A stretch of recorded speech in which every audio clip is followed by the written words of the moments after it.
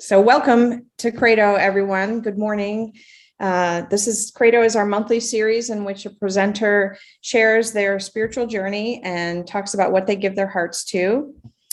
For those of you who don't know me, I'm Sharon Baker. I'm serving as the adult programming coordinator for this congregational year, and I'm happy that you're all here with us this morning. I would like to give my thanks to Carol Gay, who is our Credo coordinator, and all the work that she does in finding speakers for this series. And with that, I'm just going to turn it right over to Carol. Okay, thank you very much, Sharon. Good morning, everyone. And thanks to all of you who showed up for Credo today at 8:45. This is our new schedule for now. We know things keep changing, but from 8:45 to 9:15 on the fourth Sunday. Today, I'm very happy to introduce our speaker, Rita Heath-Singer. She's been a member of the UUCC for almost 34 years, and she has volunteered in so many ways for our community. Everything from teaching our youth to establishing committees, serving on committees, working on follies, serving on the board of directors. In fact, she has done so much that she was awarded the Sybil Bernstein Cup for outstanding service in 2019. So I'm very eager to hear what this very avid volunteer has to say today. She will speak for about 20 minutes. And during that time, you can write any questions you have for her by clicking on the chat icon at the bottom of the screen. And you can continue to write questions after she finishes speaking. Please make your questions short and clear, and be sure they're in the form of a question. After Rita concludes, I'll read the questions to her and she will respond for about 10 minutes. So I'll turn things over to you, Rita. Welcome. So I did a PowerPoint presentation just because I thought it would kind of keep me on track and be a little bit more interesting for people. So the world according to Rita. I was raised Catholic, grew up in Buffalo, New York, and sort of these two quotes really stayed with me in my early life. Cleanliness is next to godliness, as my mother would always say, and God helps those who help themselves. So those predominant quotes still play out through my life. I had an early life of snow, so this was kind of appropriate for what we're all going through right now. This actually is, Buffalo gets the lake effect snow, and the winters are pretty brutal. And this is a picture of the great snowstorm in 1977, where the drifts were so high, as you can see, we could touch the street lights above. So that kept me very busy. So, and Kelly Green and I have talked about this a lot. Where's the Plume? So growing up close to Niagara Falls, the Plume from the falls, you could always kind of see it, different parts of the city you were driving around, or outside outside the general periphery of the city, you could see the Plume. And obviously the closer you got to the falls, the more dramatic the Plume was. So I think I've always been needing in my life guideposts and just sort of centering places. And I really think that's what the UUCC became for me when I joined in 1988. I still needed that Plume. I still needed a guiding force, a place that I could say, oh yeah, there's my center. There's, everything's out from the church, out from the community now. And then of course I moved to New York City for a while, and the Twin Towers were just so important, again, as a guidepost, as a sort of beacon to learning the city. Am I uptown or downtown? I could always orient myself by how close the Twin Towers were, if I could see them, oh, that's downtown because there's the Twin Towers, or that's uptown because I'm walking, away from them. So of course now I love Charlotte. I love my city, and I love the Duke Energy Building. And I just love driving past that every day on my way to work. I go through uptown as I drive to Lincolnton. I'm a respiratory therapist, worked in healthcare since 1992. I give my heart to running. I love running. It's meditative for me. It's my Zen. I once had a doctor say, she's a runner too, it's my Xanax, it's my Valium, it's my Lexapro, I love running.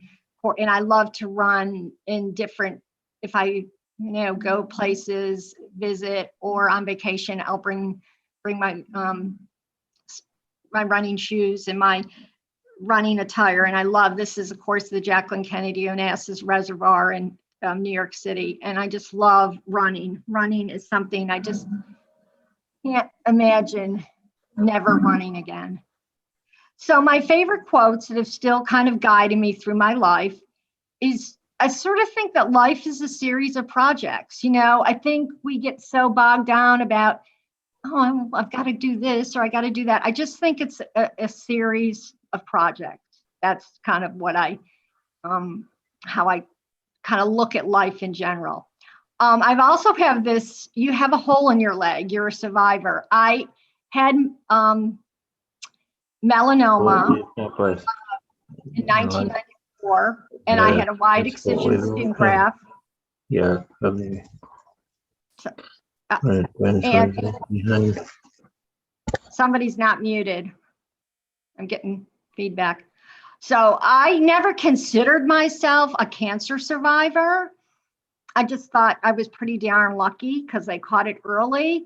And it's just so bizarre that skin cancer would have, I grew up in Buffalo, New York, hardly where it's sunny, but I'm very fair. I don't tan, I burn easily. So I remember talking to somebody once and they said, you have a hole in your leg, you're a survivor. You're a cancer survivor, don't take that from you. I also like this quote.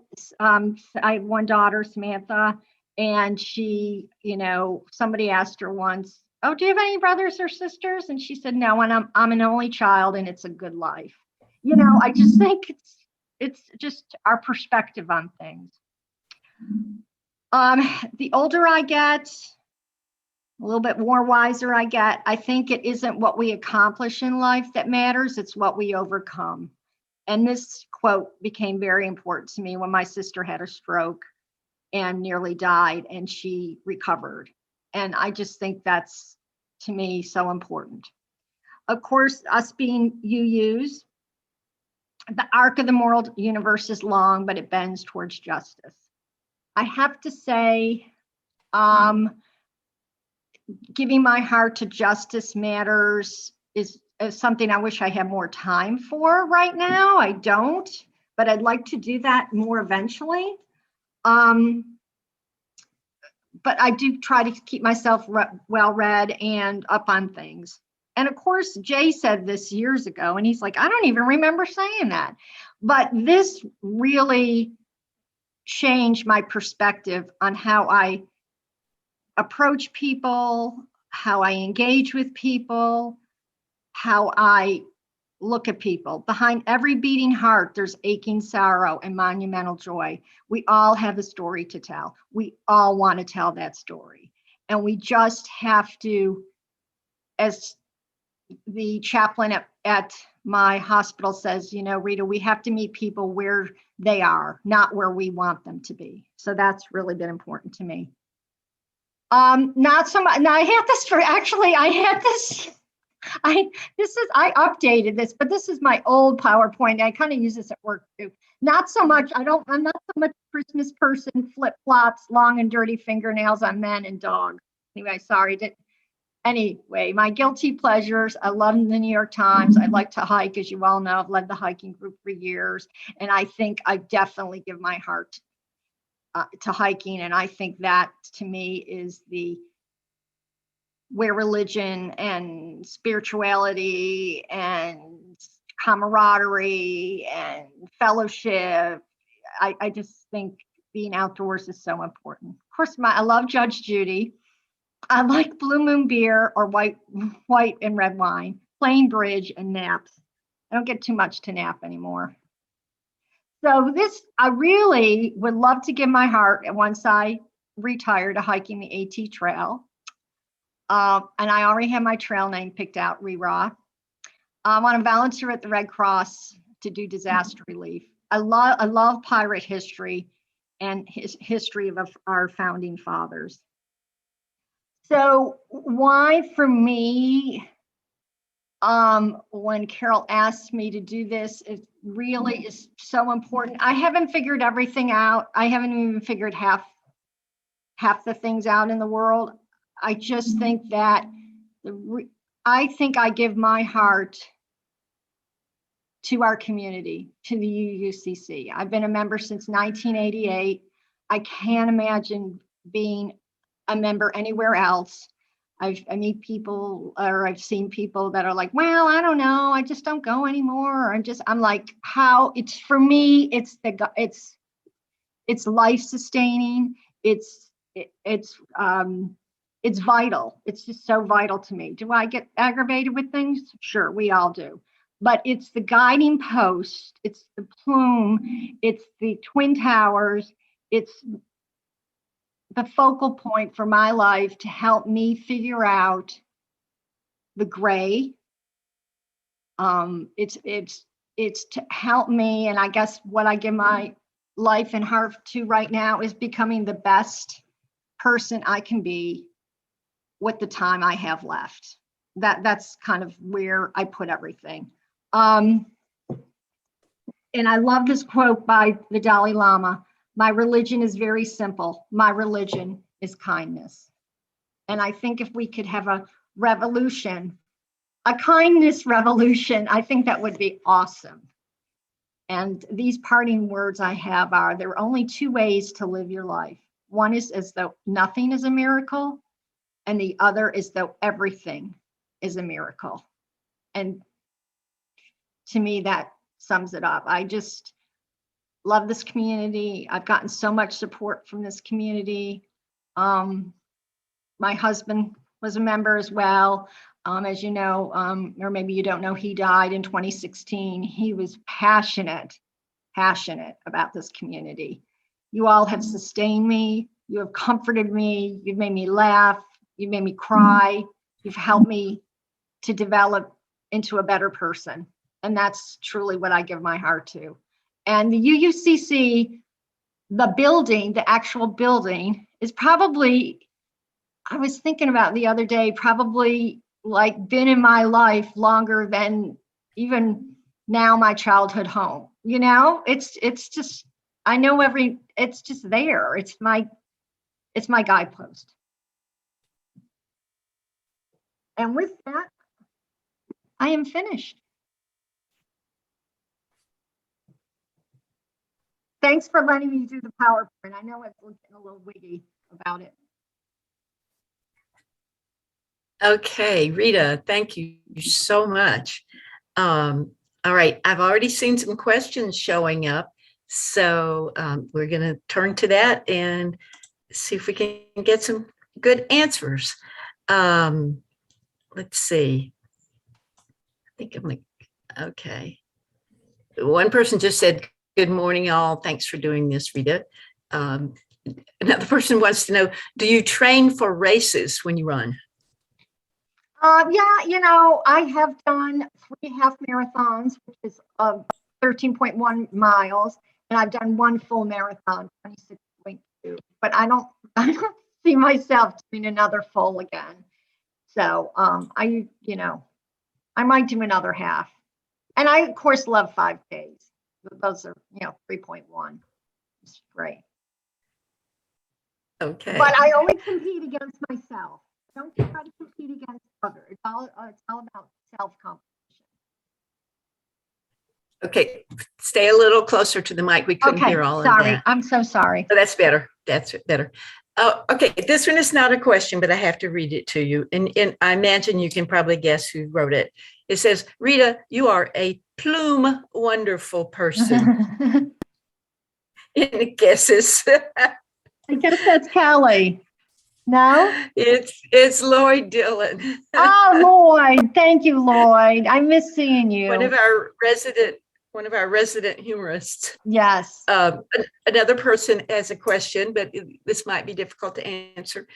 But maybe with your medical career, you can. She said, my question is, how can we clone you? How can we calm you?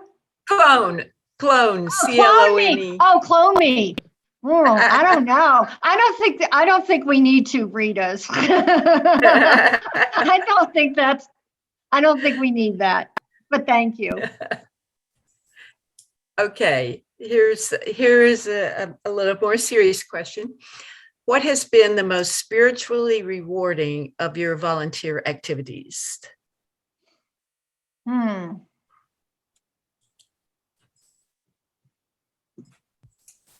I guess the hiking group. Yeah, I guess the hiking group because I've done it so long. I really enjoy that. I think it's a nice,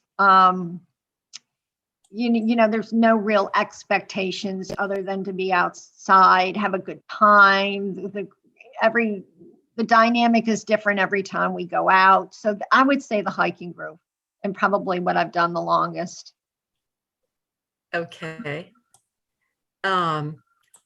What has appealed to you particularly about our founding fathers? You had that on one of your lists. Oh yeah. I just think I'm just very interested and want to know more of the history of them, and probably our founding mothers as well too. They don't get as much attention as they probably deserve. I just think it's just kind of history that I would like to know more of. Uh-huh. Can you say more about what you have overcome? Oh dear. I think we all have, that quote was really important to me with my sister after she had her stroke, really to help support her. I think the hardest thing in life that I struggle with is when you have expectations for people and they sort of fall short in your eyes, you know what I mean? And you're kind of disappointed in the relationship and how to sort of, not be too, obviously do not be too hard on people, but how to overcome that, maybe how to relook at the relationship again, or how to change your expectations of what you expect. Okay. Yeah. All right. Here's another question. If the opening were to present itself, would you consider yourself taking Judge Judy's job? I think many of us, wait a minute. I think many of us could see you in that role. I think the reason I like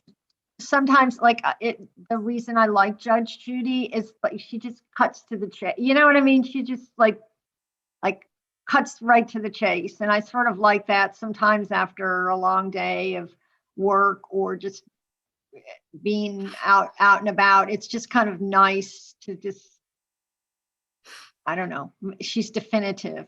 Maybe a little bit more stronger than I would be. Stronger in her decisions, Okay. Here's another one about hiking. And it's really two questions. The first is, do you prefer hiking alone or with a group? And which is more powerful for you spiritually?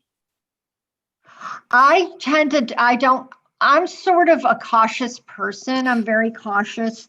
So I don't tend to hike alone. I'd like to be with others. I think there's, safety in numbers. So, and I do like the whole the camaraderie, the fellowship, of course, we've had so many great hikes, and we'll stop and, look at a tree for 10 minutes, or we'll, look at an animal or something. So I think it's nice to share. I think it's not a nice experience to share with others. What do you especially value about your Catholic upbringing? I have to say, Catholicism, I've sort of reframed my mind a little bit about it. I do miss some of the ritual of it. And that's what I so enjoy so much about our services. I love the fact that there is some ritual to the order of service, lighting the chalice, when we were back all together, lighting the candles. That's what I sort of, miss about it. And then I've been able to get through UU.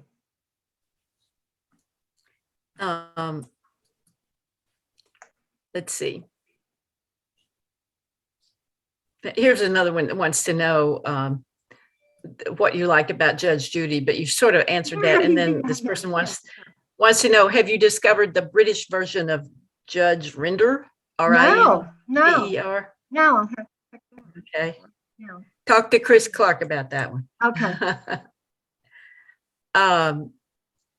Here's someone, thanks so much for this presentation. Your miracle quote from Einstein is a favorite. And though my mom was Methodist, your two quotes were hers too, her favorites. Oh, yeah. Okay, great. Thank you. Let's see. How and when did you make the transition from Catholic to UU? So once I was in college, I sort of gotten not as, I don't want to not as agreeing so much with Catholicism. Of course, my father has another funny quote. My sister and I, he says, because we're both kind of very frugal people, he says, both of my daughters both still have their first communion money, but neither one of them are Catholic anymore. So that's, kind of his, but anyway, I think after college, I sort of was like, I need something different. And then moving down to Charlotte, and then of course, marrying John in 1988, he was a Jewish background. So we sort of felt like, this UU thing would be like the perfect fit. And so that's sort of what got us to UU. But then we, obviously stayed. All right. This is a comment, and I believe that this refers to, you're talking about running, but the person said, wow, best way to do it, compete against yourself. Yes. Yeah, I think people get very, uptight about, I think it's a self-competition. That's the way I look at it. I'm not going to compete with anybody but myself.